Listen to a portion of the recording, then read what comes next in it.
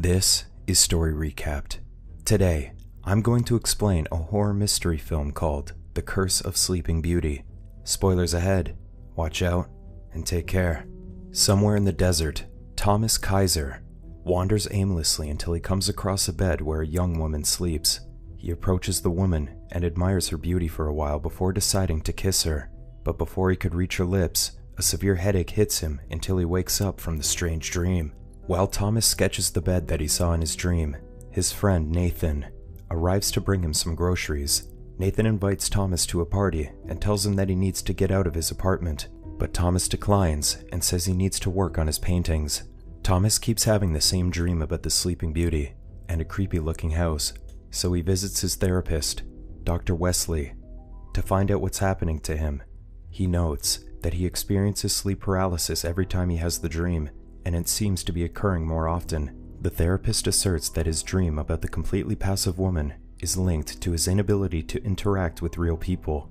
She assures him that his dreams will fade once he takes the risk of mingling with people again.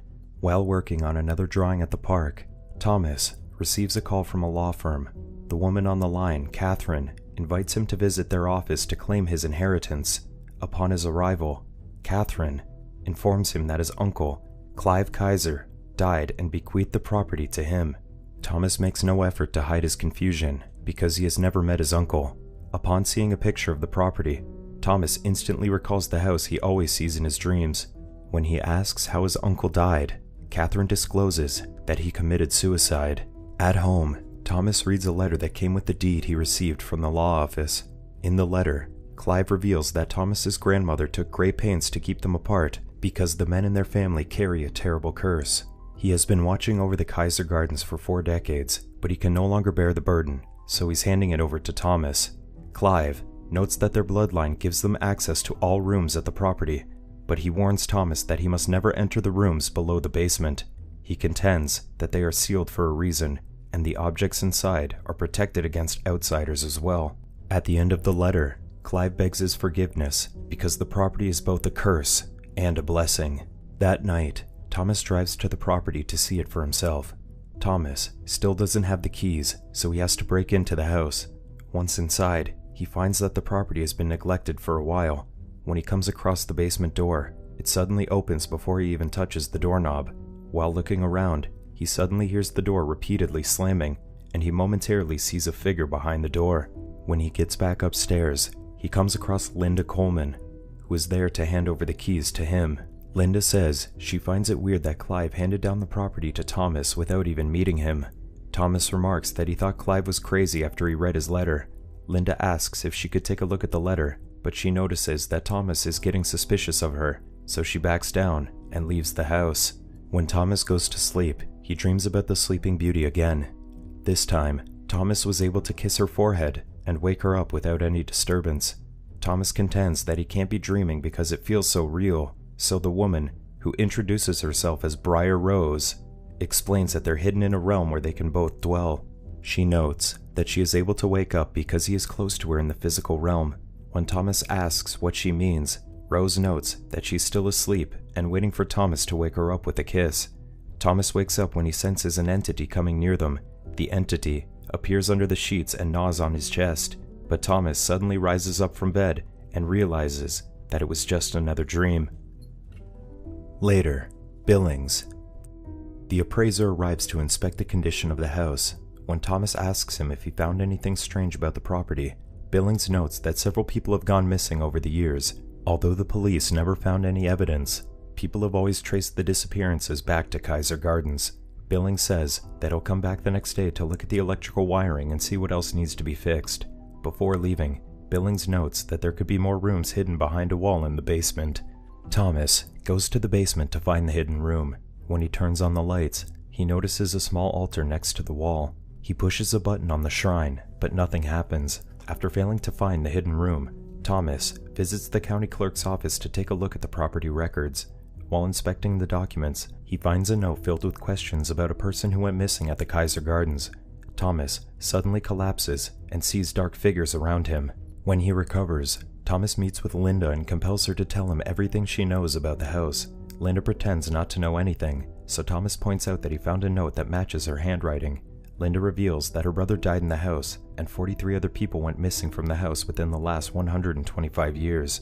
Linda hints that the house might be haunted, and she stresses that she's determined to find the answers. As she's about to leave, Thomas suddenly collapses from intense pain in his gut, so Linda brings him to a hospital.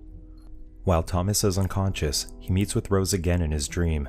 Rose tells him that she's imprisoned in the land that Thomas now owns, and he's the only one that can set her free. She notes that he needs to lift the veiled demon's curse before they can be together. Rose senses that Thomas's physical body is away from her, so she reveals that he will wither when their bodies are separated. When Thomas wakes up, he finds himself inside the house. Linda tells him that she brought him home because he demanded to be taken back to the house. Linda shows Thomas all the files she had about the property. She reveals that her brother, Luke, came to Kaiser Gardens with his girlfriend when they went missing. She became obsessed with the house after finding out that people had been disappearing there every few years. She notes that Michael Kaiser was the property owner in the 1900s, but he died after attempting to burn the place down. Linda thinks there is something supernatural inside the house because every man who owned it had been involved in accidental deaths and suicides. Linda says she wanted to see Clive's letter because she thinks it might reveal something about their bloodline. Thomas shows her the letter and takes her to the shrine in the basement. Thomas realizes his blood is needed to open the hidden room, so he pierces his finger before pushing the button on the altar. When they get inside, they find a room with countless books and artifacts. Thomas finds a journal that matches the handwriting of his uncle, but he can't understand it because it's in another language. They suddenly hear loud thumping noises, so they rush out of the hidden room with the journal. Linda notices that the mannequins are moving toward them. Before they could run back upstairs, a mannequin, on the floor, grabs Linda's foot. She manages to break away, but they find other mannequins blocking the door out of the basement. As they carefully climb up the stairs, a mannequin grabs Thomas's shoulder and tries to get to Linda.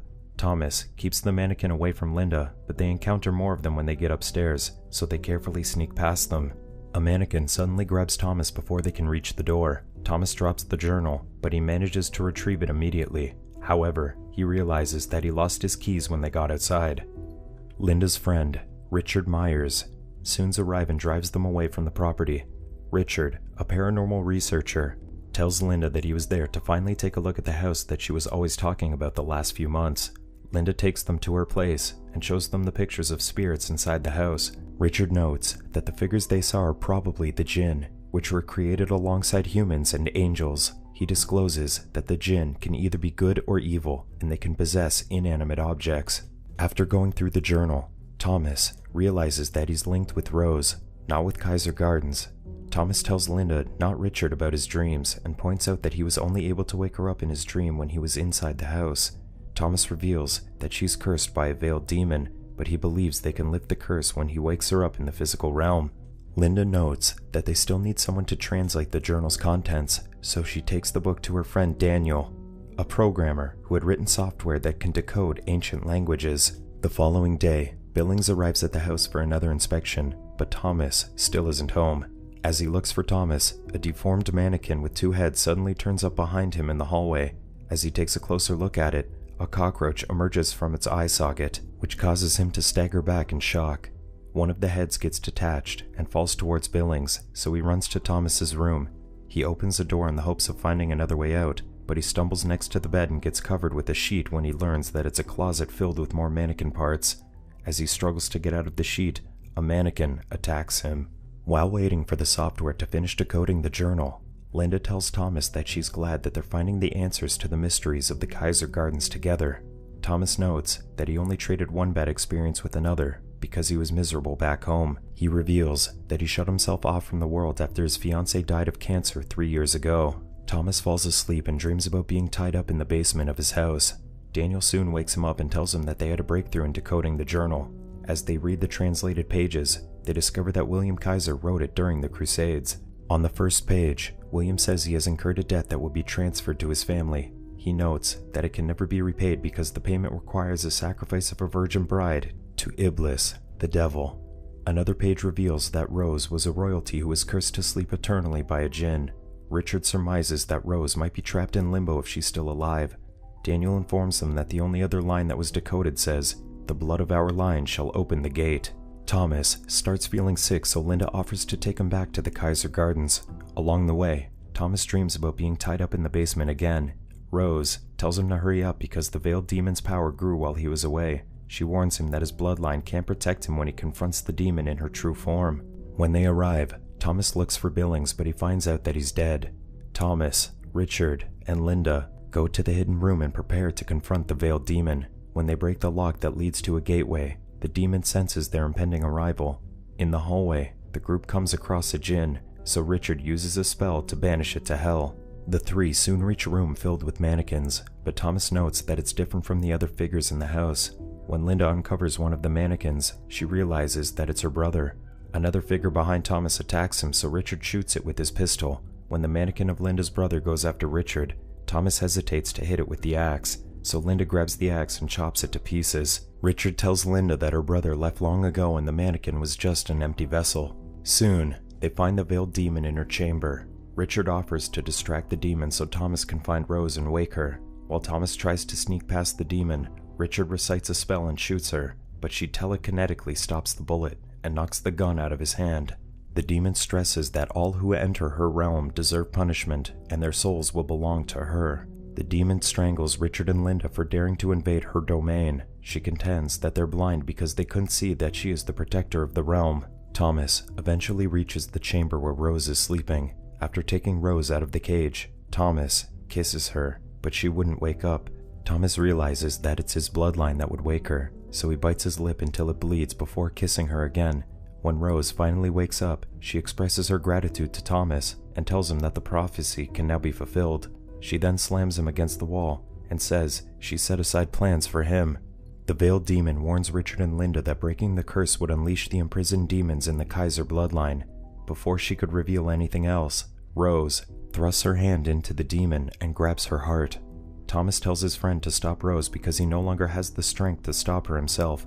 Linda charges Rose, but she grabs her by the neck. However, Rose doesn't kill her because she wants her to see the darkness that she'll unleash upon the world. Soon, Rose and Thomas disappear into smoke before their eyes. Daniel decodes more passages from the journal and discovers that the Kaiser bloodline is cursed with the souls of demons. The journal notes that having nightmares is the first sign that the demons are taking over their bodies. Soon, they'll get sick and start hearing the spirits of the condemned Kaiser generations.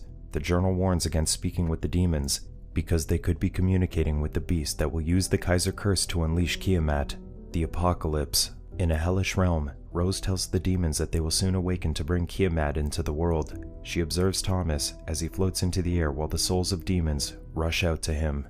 Subscribe to watch more videos like this. Turn on notifications. And leave a like, it really helps the channel out. Thank you for watching.